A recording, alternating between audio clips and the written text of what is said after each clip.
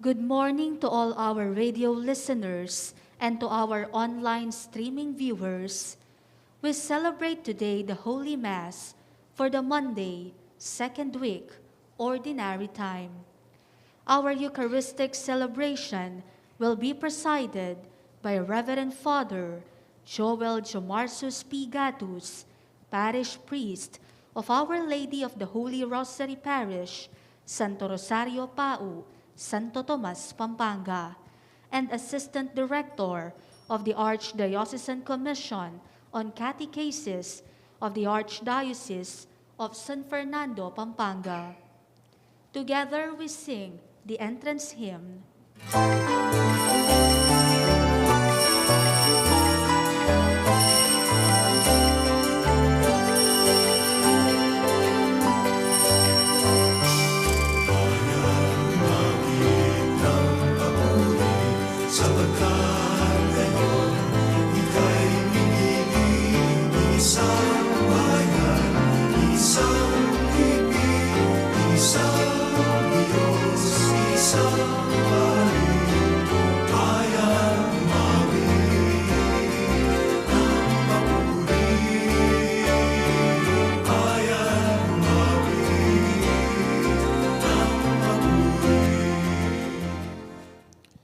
In the name of the Father, the Son, and the Holy Spirit. Amen. The grace of our Lord Jesus Christ, and the love of God, and the communion of the Holy Spirit be with you all. And with your spirit.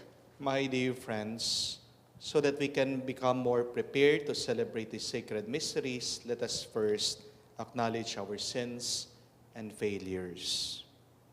I confess To Almighty God, and to you, my brothers and sisters, that I have greatly sinned in my thoughts and in my words, in what I have done and in what I have failed to do, through my fault, through my most grievous fault.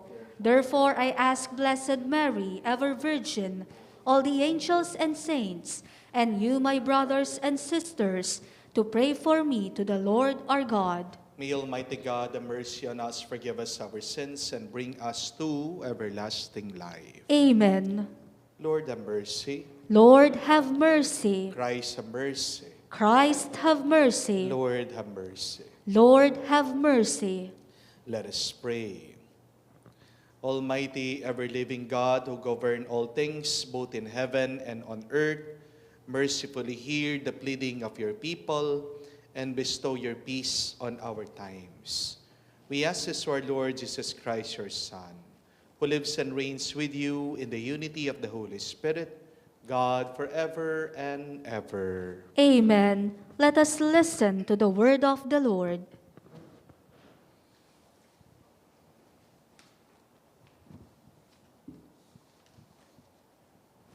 A reading from the letter to the Hebrews. Brothers and sisters, every high priest is taken from among men and made their representative before God to offer gifts and sacrifices for sins. He is able to deal patiently with the ignorant and erring, for he himself is beset by weakness, and so, for this reason, must make sin offerings for himself, as well as for the people. No one takes this honor upon himself, but only when called by God, just as Aaron was. In the same way, it was not Christ who glorified himself in becoming high priest, but rather the one who said to him, "You are my son. This day I have begotten you," just as he says in another place, "You are a priest forever, according to the order of Melchizedek." In the days when he was in the flesh, he offered prayers and supplications with loud cries and tears to the one who was able to save him from death, and he was heard because of his reverence. Son though he was, he learned obedience from what he suffered. and when he was made perfect, he became the source of eternal salvation for all who obey him. The word of the Lord. Thanks be to God. You are a priest forever in the line of Melchizedek. You are a priest forever in the line of Melchizedek. The Lord said to my Lord, "Sit at my right hand, till I make your enemies your footstool." You are a priest forever in the line of Melchizedek.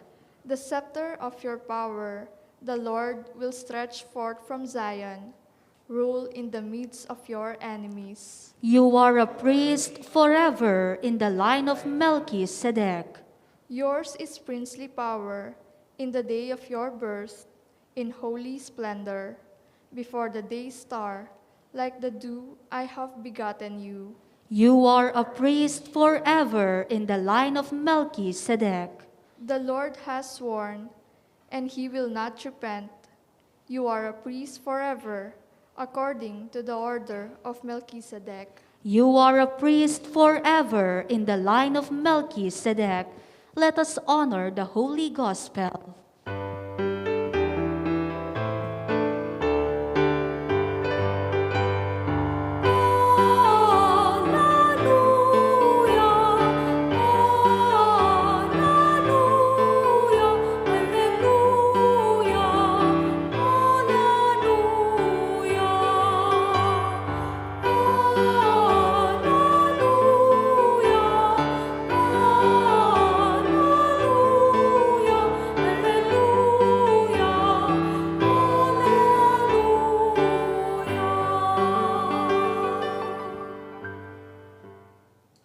The Lord be with you. And with your spirit.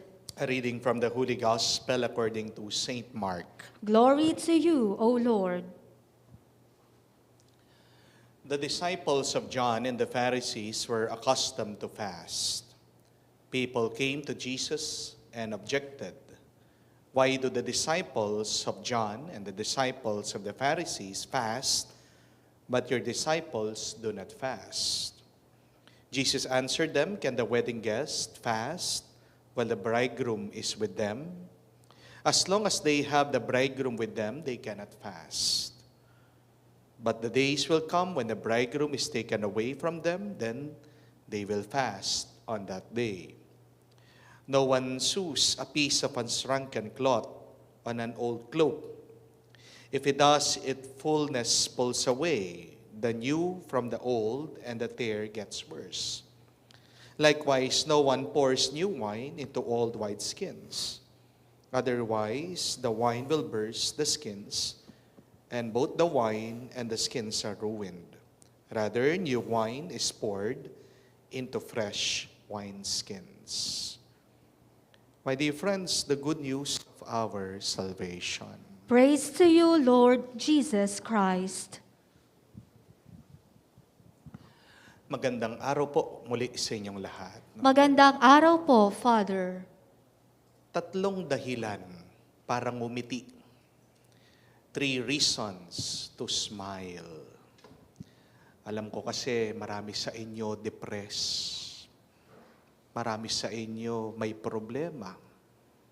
Marami po sa inyo, alam ko, subsob sa trabaho. At madalas nakakalimutan ng ngumiti. Dahil napakaraming iniisip, napakaraming ginagawa, at nabibigatan na sa buhay. These are 3 very simple reasons to smile once again. The first one, remember, smile because you have a life. Ngumiti dahil buhay ka pa. Tandaan po natin, ang buhay natin ay maiksi. Kung ikaw ay nagising, magpasalamat ka, ngumiti ka. Dahil may mga iba na hindi nagising ngayong umaga. Kung bukas magigising ka, the first thing that you should do is smile. Why? Because 1,000,000 people will not wake up tomorrow.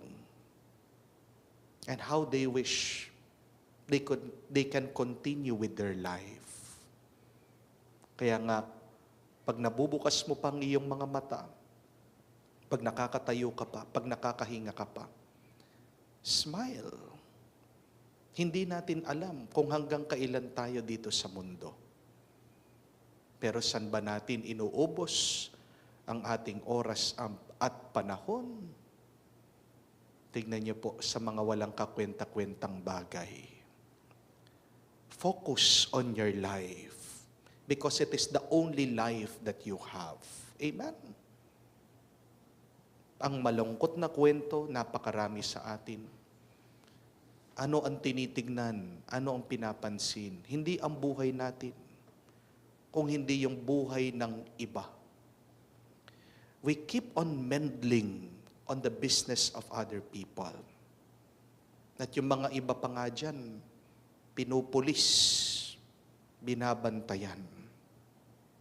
Opo, alam ko, pag masama yung ginagawa ng iba, kailangan ituwid. But please, do not sacrifice your peace and happiness if these people want to continue with their bad life, with the bad decisions in their life. Kausapin mo, magpatulong ka sa mga ibang tao, gawin mo the best mo. Pero do not forget to focus on your life. Kamukha po sa ating narinig na ebanghelyo. Tingnan niyo po kung anong ginagawa ng mga Pariseo at Eskriba.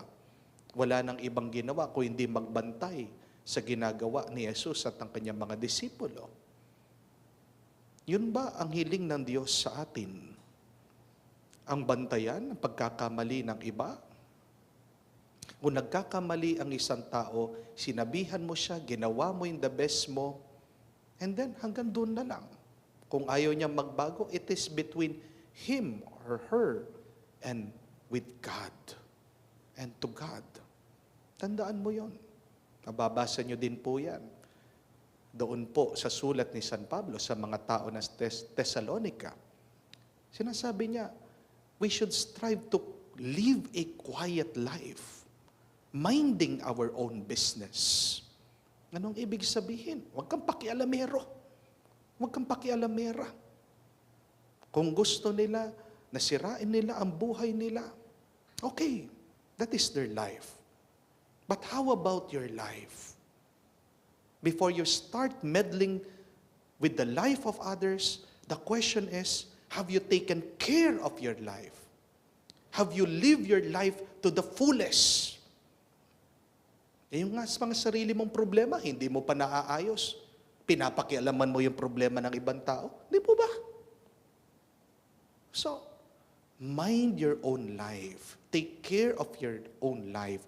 Focus on yourself first because life is short and brief and death is sure to come. Waste your life only by doing God's will, being happy, smile. Yan po yung una. Dahil may buhay ka pa. Ngumiti.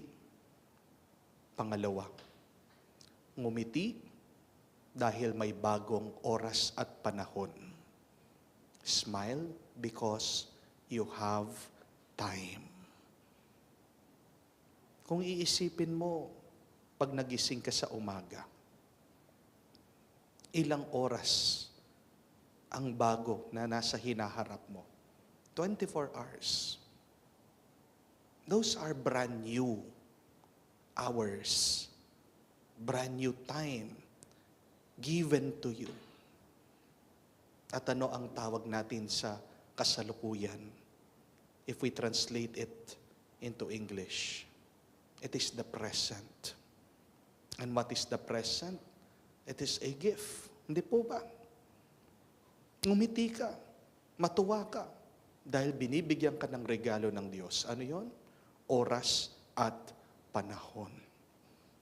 And ask yourself, where do you spend your time? Saan mo inuubos yung iyong oras at panahon. Alam niyo po, nalulungkot ako, no? Pag minsan, nagbabasa ako sa mga comments sa YouTube, sa Facebook, dito po sa ating mga homily. Meron talagang tao napaka-negatibo. Meron tao puro na lang galit, no? Puro pangungutya. No? Nakakalungkot na napakaiksi na lang ng oras at panahon natin. Pero saan inuubos ng tao? Paglalabas ng kanyang galit. Alam ko naman po, hindi galit sa akin eh. Merong iba pang issue o problema sa buhay niya. Doon lang niya nailalabas eh. Kaya lang, di ba, nakakaawa, nakakalungkot. Yan yung nakakalimutan ng napakarami sa atin. Kala natin, forever tayong buhay dito sa mundo. Kaya naman, we take it for granted. Binabaliwala natin. At saan natin inuubos ang ating oras at panahon? Doon sa mga bagay na hindi nakakapagbigay sa atin ng tuwa at galak. Sa ating mga galit, sa ating mga sakit ng loob, sa ating mga pangamba. Please spend your time wisely. Habang nakikita mo pa na umaandar pa ang panahon sa iyong buhay, smile because God is giving you a gift, the present. And never compare yourself to others. Anong sabi nila? Comparison is the thief of joy.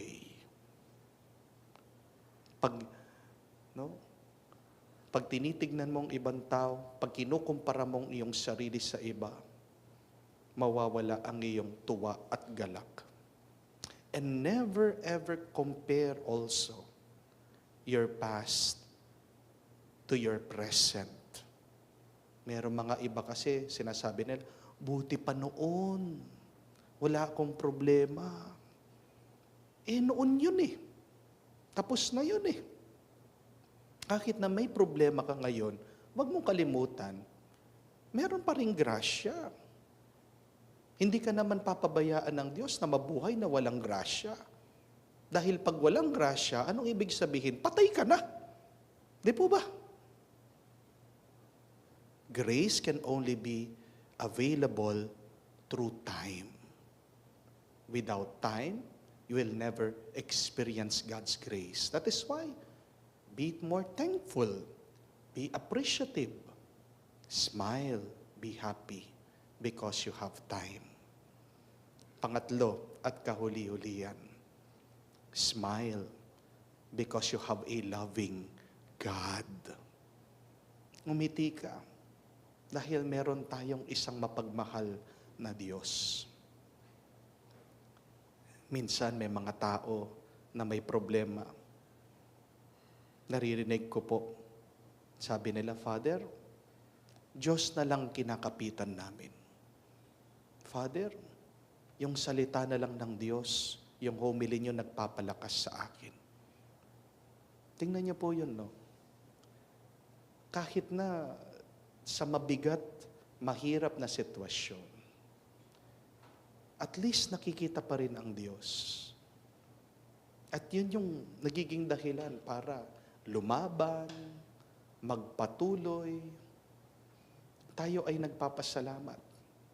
Dahil kung babasahin nyo sa Biblia, sabi nga, nung unang panahon, ang Diyos nagsasalita sa pamamagitan ng mga propeta. Ngayon, nakita na siya, nalaman siya, sa katauhan ng ating Panginoong Jesucristo.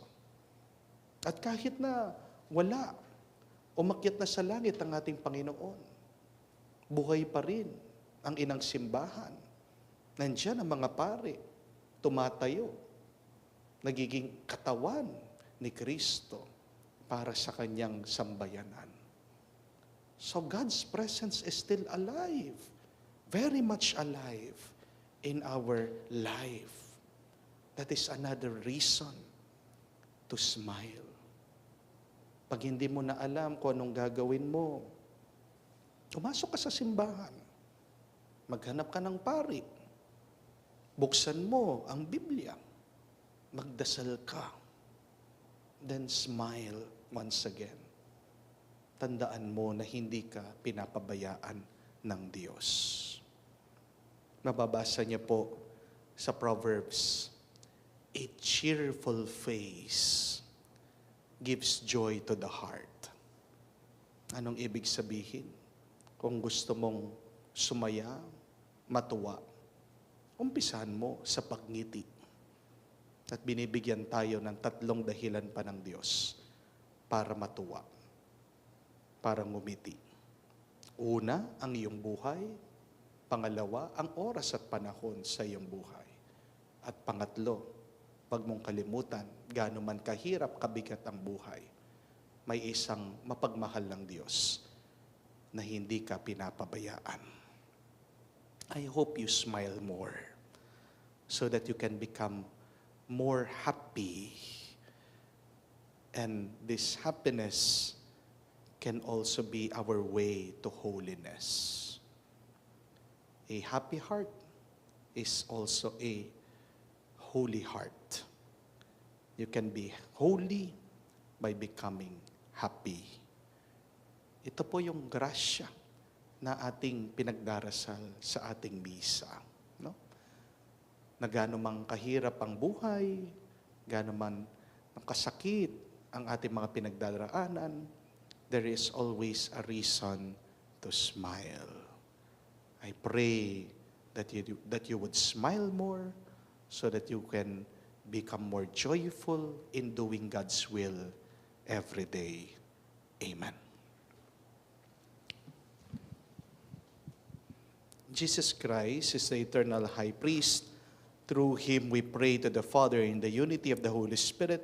Let our prayer be, Lord, hear us. Lord, hear us. May all Christ faithful who have been given a share in his priesthood be sincere in their prayer. Let us pray to the Lord.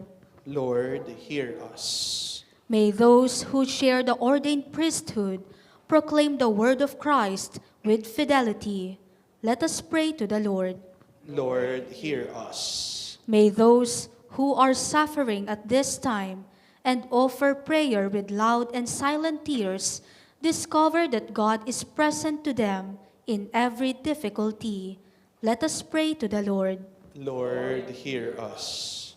May we know when it is appropriate to rejoice and celebrate, and when it is appropriate to mourn and fast. Let us pray to the Lord. Lord, hear us. May the Lord accept our thanksgiving and our personal intentions, the intentions of all our radio listeners and online streaming viewers, the intentions being sent in the different programs of our radio, the special intentions of the radio station of our Archdiocese, and for the birthday intentions of Jean Francis Dingal and Reynaldo Gantan. Let us pray to the Lord. Lord, hear us. Heavenly God, you sent your Son among us as our high priest, and we now share in his sacrifice. We offer ourselves to you through Christ our Lord. Amen. Together we sing the hymn for the preparation of the gifts. Handog namin sa iyo, Ama, ang tinatay at alak na ito. Handog ng bayang umaasa, sumasambat at mamahal sa iyo.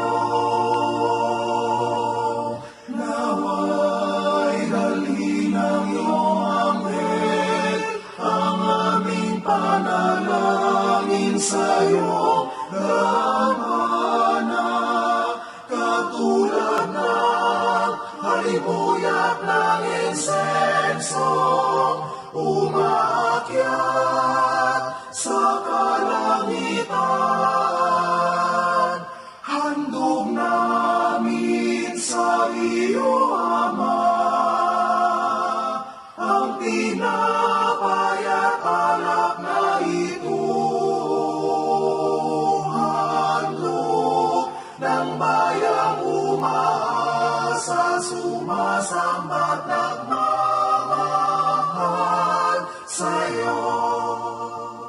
Pray now, my dear friends, that my sacrifice and yours may be acceptable to God, the Almighty Father. May the Lord accept the sacrifice at your hands for the praise and glory of his name, for our good and the good of all his holy church. Grant us, O Lord, we pray, that we may participate worthily in these mysteries, for whenever the memorial of his sacrifice is celebrated, the work of our redemption is accomplished.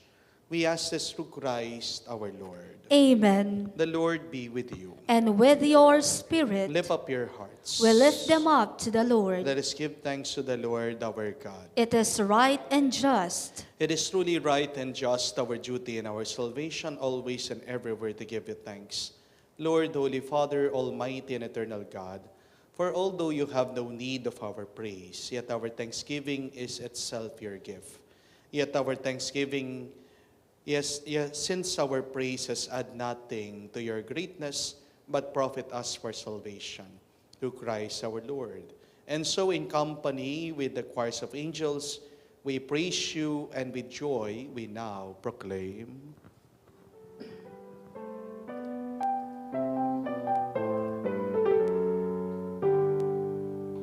Santo, Santo, Santo, Diyos makapangyarihan, napupuno ang langit at lupa ng kaluwalhatian mo.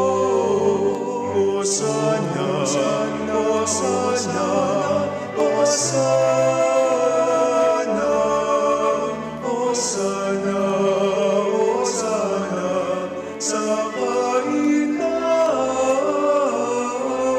sa pinagpalaang naparito sa ngalan ng Panginoon. Hosana, Hosana, Hosana, Hosana, Hosana, sa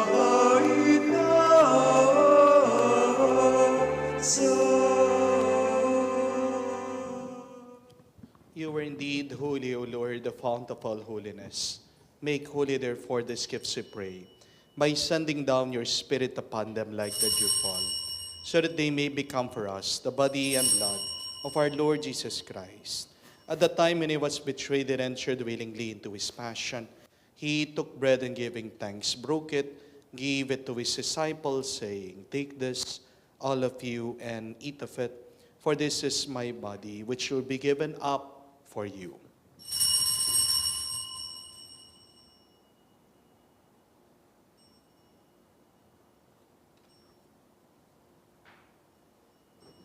In a similar way, when supper was ended, he took the chalice, and once more giving thanks, gave the chalice to his disciples, saying, "Take this, all of you, and drink from it.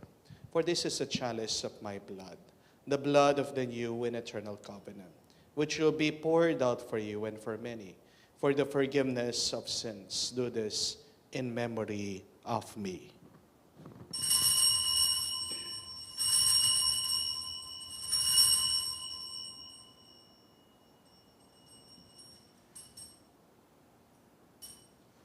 The mystery of faith.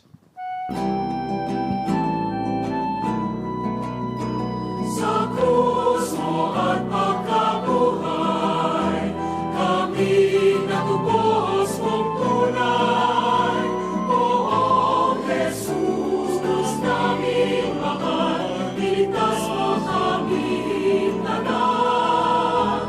Poong Jesus, Diyos naming mahal, ngayon at magpakailanman. Therefore, as we celebrate the memorial of his death and resurrection, we offer you, Lord, the bread of life and the chalice of salvation, giving thanks that you have held us worthy to be in your presence and minister to you. Humbly we pray that partaking of the body and blood of Christ, we may be gathered into one by the Holy Spirit. Remember, Lord, your church spread throughout the world. Bring her to the fullness of charity, together with Francis, our Pope, Florentino, our Archbishop, and all the clergy. Remember also our brothers and sisters who have fallen asleep in the hope of the resurrection, and all who have died in your mercy. Welcome them into the light of your face. Have mercy on us all, we pray, that with the Blessed Virgin Mary, Mother of God, with Saint Joseph, her glorious spouse, with your blessed apostles and all the saints who have pleased you throughout the ages, we may merit to be co-heirs to eternal life, and may praise and glorify you through your Son, Jesus Christ. To him, with him, in him, O God, Almighty Father, in the unity of the Holy Spirit, all glory and honor is yours, forever and ever. Amen, amen, amen, amen, amen, amen, amen.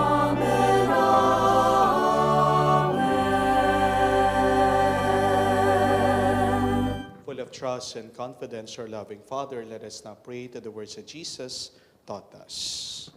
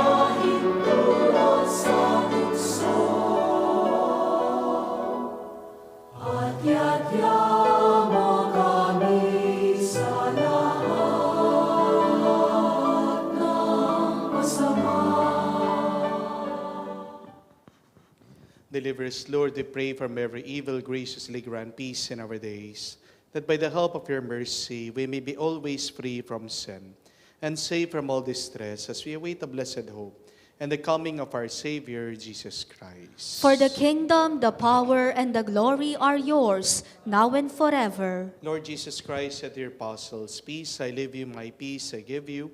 Look not on our sins, but on the faith of your church, and graciously grant her peace and unity in accordance with your will. For you who live and reign forever and ever. Amen. The peace of the Lord be with you always. And with your spirit. Let us offer each other the sign of peace. Peace be with you. Peace be with you. Peace be with you.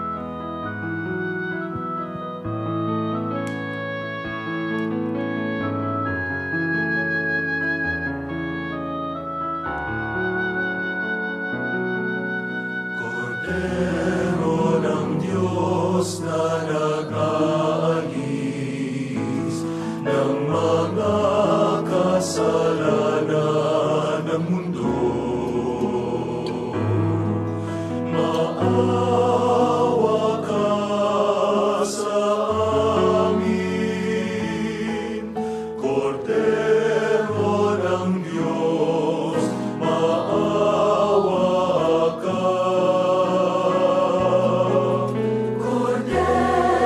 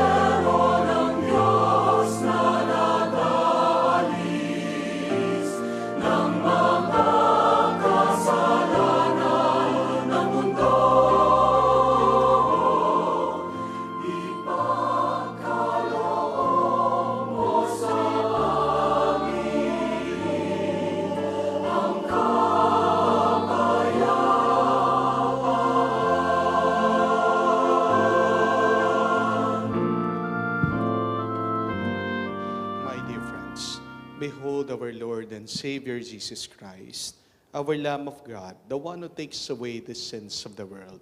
Blessed are we now called to be with him in the banquet of the Lamb. Lord, I am not worthy that you should enter under my roof, but only say the word and my soul shall be healed.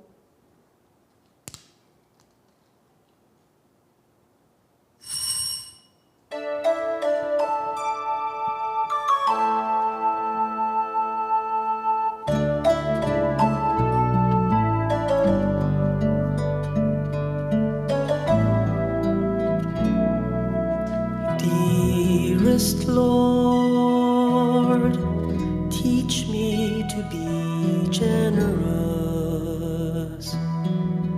Teach me to serve you as I should.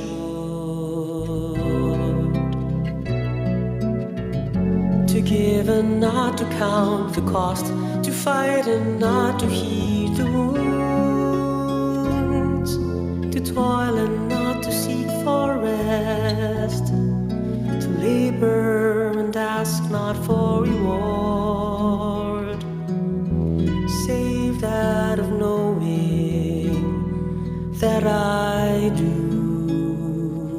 your most holy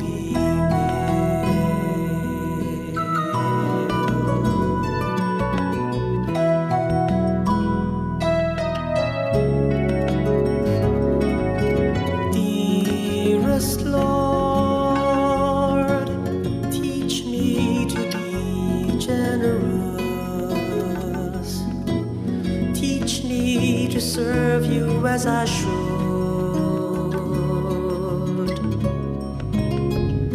To give and not to count the cost. To fight and not to heed the wounds.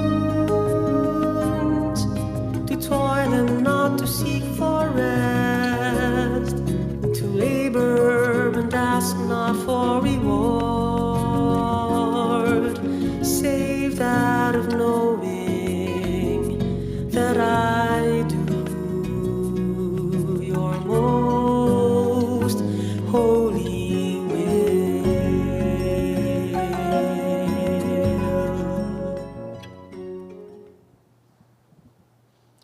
For our radio listeners and online streaming viewers who cannot physically receive the communion, we will join you in praying the act of spiritual communion.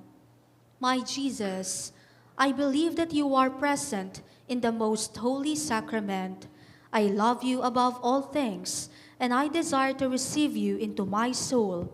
Since I cannot at this moment receive you sacramentally, come at least spiritually into my heart.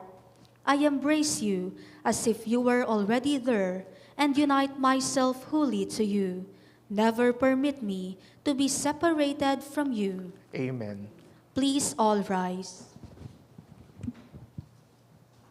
Let us pray.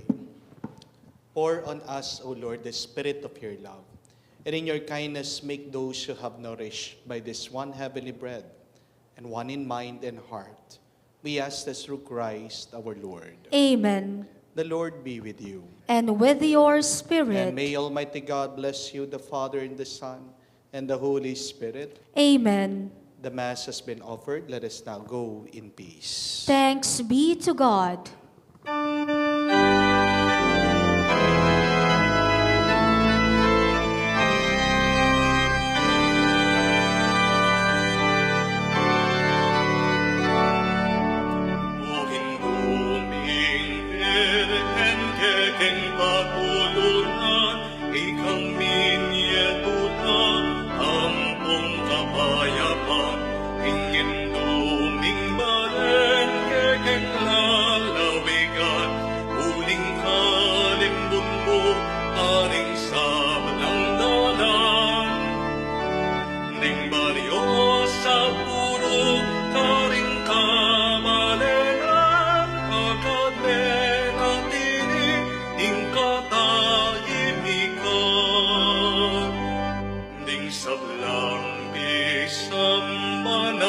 Bimbisitas, aket kang delawan, o Birhen kamaslang, inganggang emalempig na lamong lamak, metulalang dakal, ke kapasalamat. Kasalpantayanan, niunlad, milagnahin pa mi kalugod, agad linanganap. O Virgen de los Remedios, damdam aking kekenya abus, iligtas mo ikabus, insablang pugsuan maron, ibiyebus